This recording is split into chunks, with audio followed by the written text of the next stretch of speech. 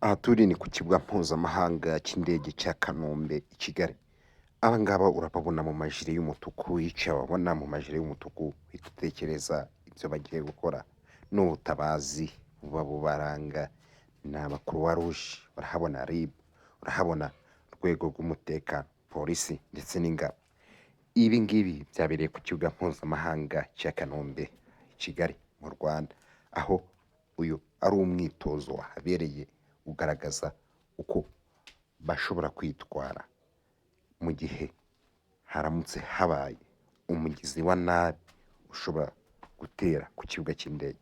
Uyu ni umwitozo usanzwe ubaho ku bibuga by'indege, ukaba usanzwe uba buri myaka ibiri, aho mubona ko bari babukereye, bari bafite imbaraga, kuraje.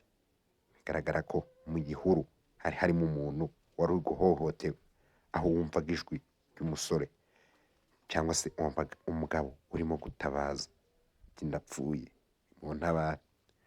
Ubu ngubu rero nanjye reka mbibereke ukuntu byagenze, ukuntu uyu mwitozo wagenze kugeza urangiye.